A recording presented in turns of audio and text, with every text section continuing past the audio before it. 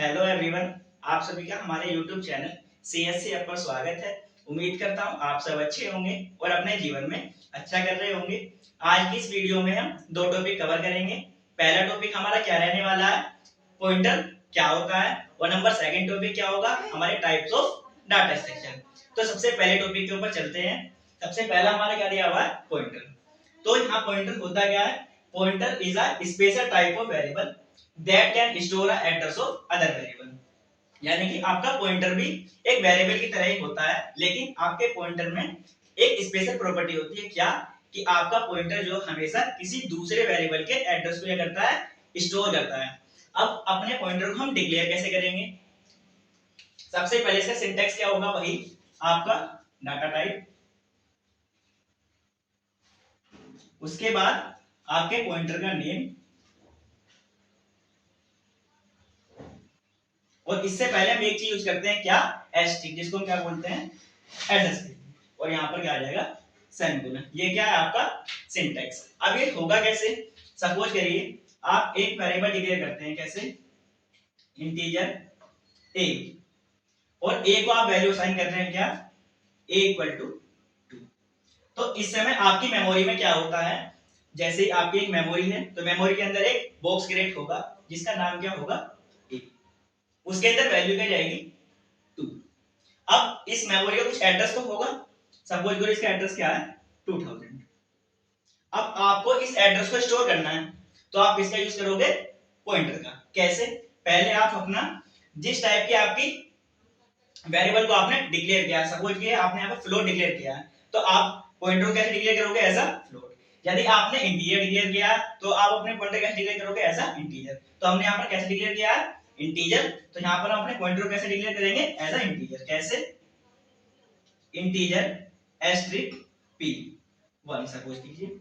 अब ये तो आपका क्या हो गया, डिक्लेयर। अब इसकी वैल्यू भी असाइन करनी है, तो कैसे करते हैं, p1 equal to address of किसका एड्रेस ले गए, a का, तो यहाँ क्या डाल देंगे हम, a।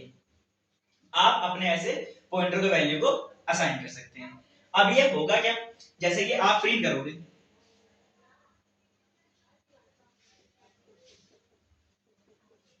सपोज कीजिए आपने a की वैल्यू प्रिंट की है, तो इस केस में आपकी a की वैल्यू में आउटपुट क्या आएगा, 2।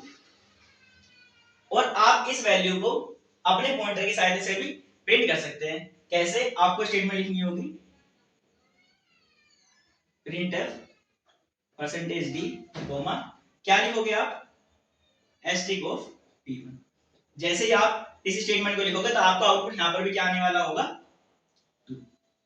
एक तो अपने वेरिएबल को आप और पॉइंटर को भी इस टाइप से इनिशियलाइज कर सकते हैं। और देखते हैं हम अपने वेरिएबल को कैसे इनिशियलाइज कर सकते हैं और उसके वैल्यू को असाइन कर सकते हैं।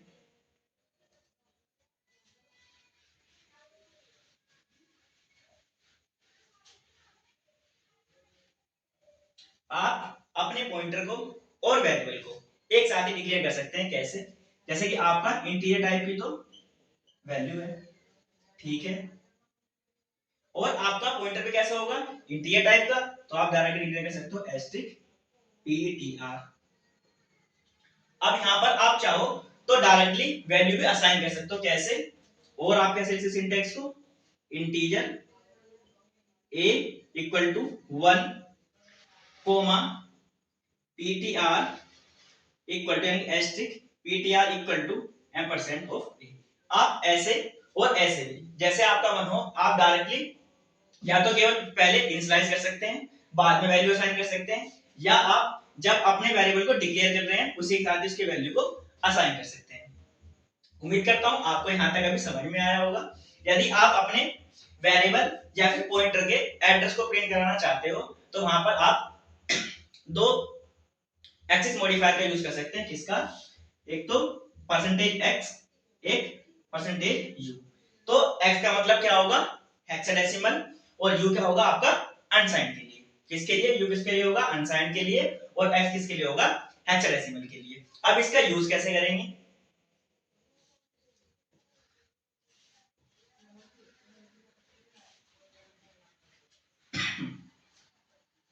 जैसे आपने लिखा है इंटीजर a इक्वल टू 2, तो इस समय मेमोरी के अंदर क्या हुआ होगा, फिर से एक मेमोरी स्पेस क्रिएट होगा जिसका नाम तो क्या होगा ए, और इसके अंदर वैल्यू क्या होगी 2। सपोज इसके एड्रेस क्या होगा इसके इस बार 1000। अब अपने पॉइंटर को डिक्लेयर करेंगे कैसे, integer asterisk ptr equal to, इसके पास किसका एड्रेस होगा, आपके ए का एड्रेस ऑफ p। यदि आप अपने ए के एड्रेस को प्रिंट करना चाहते हो और ptr के एड्रेस को प्रिंट करना चाहते हो तो आप कैसे प्रिंट करा सकते हैं, हम इसे पहले लिखेंगे क्या, printf, इसके बाद क्या लिखेंगे हम, या तो %u और या फिर %x। हम सबसे ज्यादा किसका यूज करते हैं, %x का। और इसके बाद यहां पर क्या लिख देंगे अपने एड्रेस ऑफ किसका, ए का। ऐसे करने पर आपका यहां पर एड्रेस का प्रिंट हो जाएगा 1000। ये क्या आ जाएगा आपका आउटपुट। यदि आप अपने ptr का एड्रेस प्रिंट कराना चाहते हैं तो इसी टाइप से आप अपने ptr का एड्रेस भी प्रिंट करा सकते हैं। कैसे, printf, यहां पर भी फिर वही, या तो आप %u यूज करोगे और क्या यूज कर सकते हो, %x। इसको बंद करेंगे, यहां पर एम्परसेंड ऑफ, इतना आपको समझ में आया होगा। अब इसके बाद देखते हैं कैसे कि हम अपने पॉइंटर के द्वारा अपने वेरिएबल की वैल्यू को कैसे एक्सेस कर सकते हैं।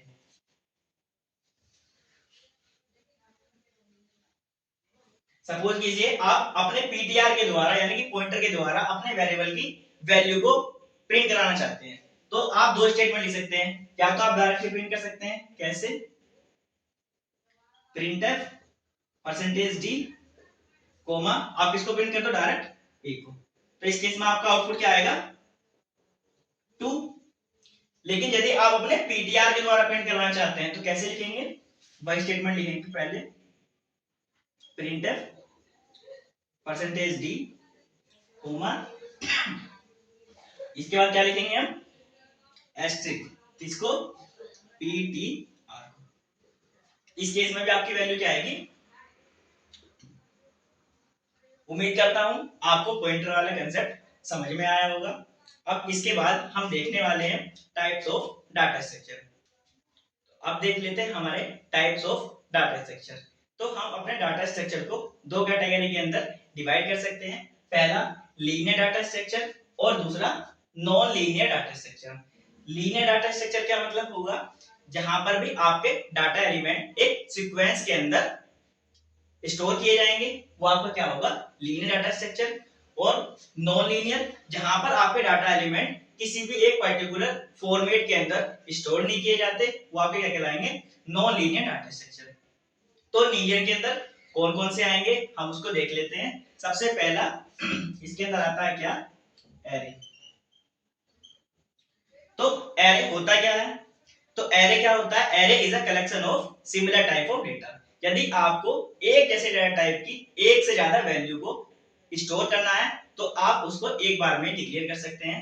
कैसे, यदि आपको इंटीजर डेटा टाइप की सपोज कीजिए 25 वैल्यू को स्टोर करना है तो आप क्या करोगे, एक बार लिखोगे इंटीजर, उसके बाद अपने एरे का नेम दोगे, सपोज करो हमने कह दिया ARR और उसके अंदर वैल्यू में कितनी बताई थी अभी 25, यहां पर आप लिख दोगे 25। तो आपका ARR एक ऐसा वेरिएबल है जो इंटीजर डेटा टाइप की 25 वैल्यू को स्टोर कर सकता है। इसके बाद क्या आता है इसमें,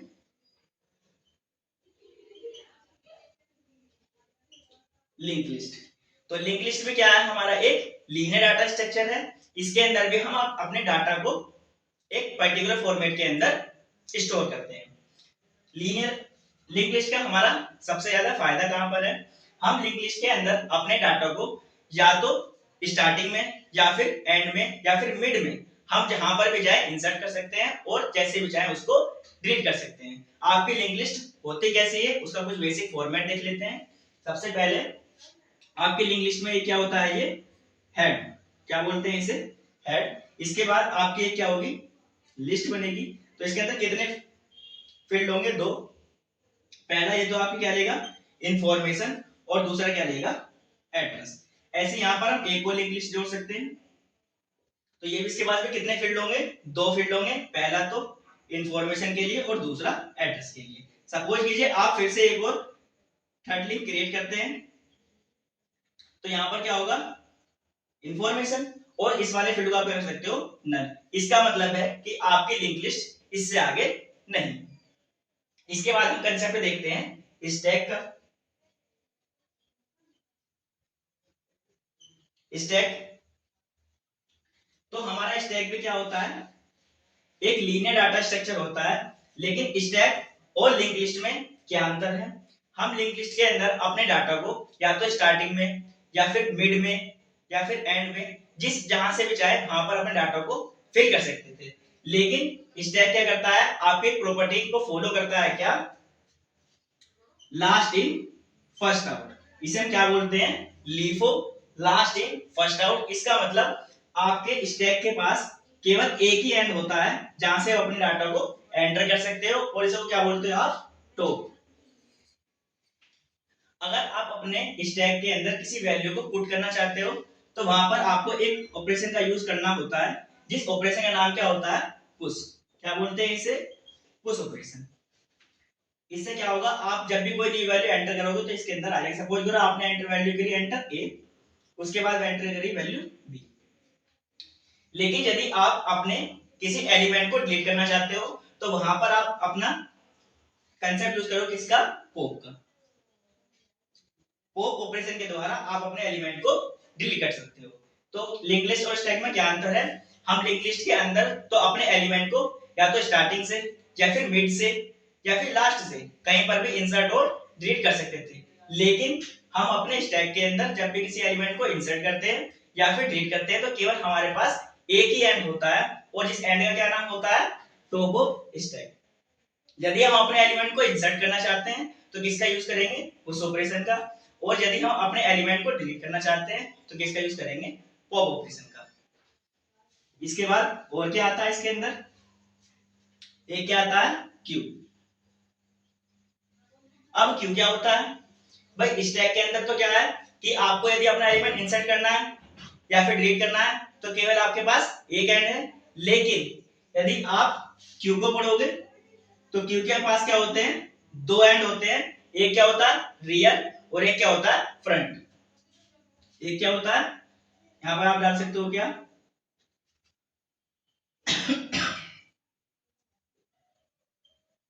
फ्रंट, और इसको क्या डाल सकते हो, रियल। तो आपका क्यू किसको फॉलो करता है, ऐसे फर्स्ट इन फर्स्ट आउट। यानी कि जो एलिमेंट आपका सबसे पहले आया होगा वही एलिमेंट आपका सबसे पहले डिलीट होगा। सपोज करो आपने सबसे पहले एंट्री करी 1, उसके बाद 2, उसके बाद 3 एंड उसके बाद 4। तो आपका सबसे पहले एलिमेंट कौन डिलीट होगा, पहले होगा 1, उसके बाद 2, उसके बाद 3 एंड देन उसके बाद 4। यानी कि आपका लीनियर डाटा स्ट्रक्चर कंप्लीटली हो गया होगा। अब हम मूव करते हैं किसके ऊपर, अपने नॉन लीनियर डाटा स्ट्रक्चर के ऊपर, कि इसके अंदर क्या क्या आता है।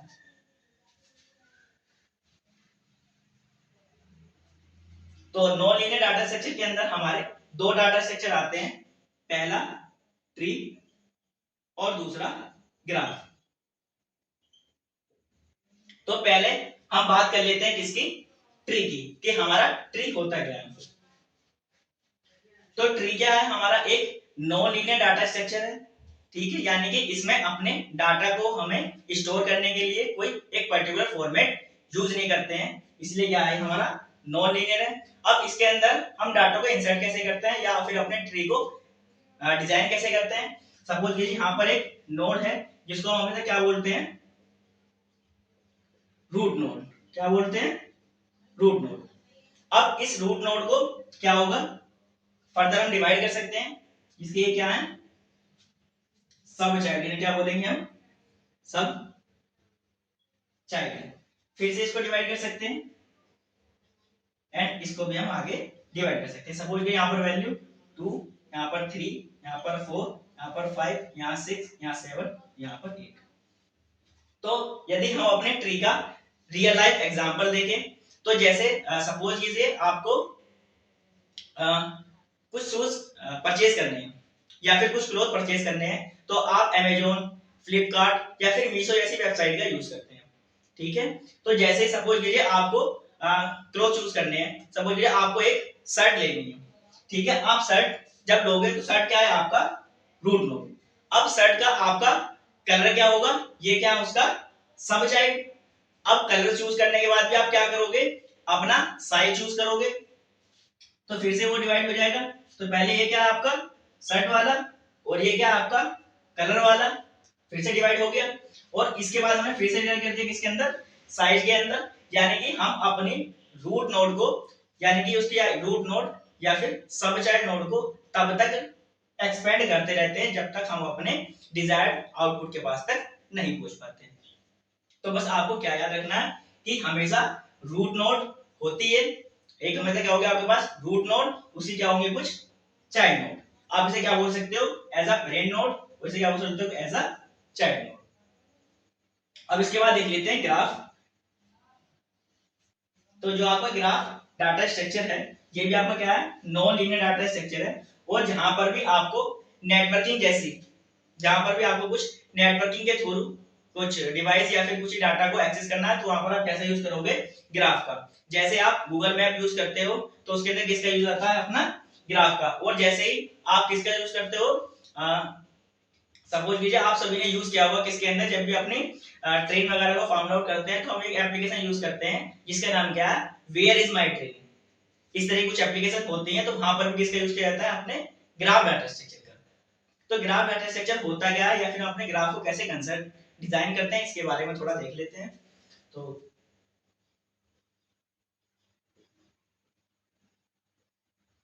ये आपका क्या है, एक ग्राफ है। तो ग्राफ के अंदर क्या बात याद रखनी है कि जो आपका ट्री होता है, तो उसकी जो लीफ नोड होती है वो जरूरी नहीं है कि वो एक दूसरे से कनेक्टेड हो। मतलब जैसे आपने यहाँ पर एक ये ट्री बनाया है, तो क्या ये वाली नीचे वाली नोड इससे कनेक्ट है, क्या इससे कनेक्ट है, नहीं। लेकिन ग्राफ के अंदर क्या होता है, each and every node connected होती है एक दूसरे से, और क्या बनाते हैं, एक ये क्लोज पाथ बनाते हैं। सपोज करो आपने इसे ऐसे डिजाइन ना करके आपने ऐसे बना दिया ग्राफ, ऐसे इसको ओपन छोड़ दिया, तो ये क्या होगा, ग्राफ होगा नहीं। क्योंकि ग्राफ क्या होता है, उसमें सब नोड एक दूसरे से क्या होती हैं, कनेक्ट होते हैं। आप चाहे तो इस लिंक को और यहाँ पर भी एक्सपेंड कर सकते हैं। ग्राफ भी हमारे दो टाइप के होंगे, डायरेक्टेड ग्राफ और इनडायरेक्टेड ग्राफ। तो इसके तो हम बाद में जब अपने ग्राफ वाला टॉपिक पढ़ेंगे डिटेल में तब डिस्कस कर लेंगे। अब इसमें कुछ टर्म देख लेते हैं, जैसे कि इनको तो हम क्या बोलते हैं, एज, और इनको हम क्या बोलते हैं, वर्टिसेस। अब इसको रिप्रेजेंट कैसे करते हैं, जी ऑफ, क्या लिखते हैं यहाँ पर, V comma E, V for vertices, E for edges. उम्मीद करता हूं आपको ये कंप्लीट वीडियो पसंद आई होंगी। यदि आप हमारे चैनल पर नए हैं तो please like and subscribe. Thank you so much.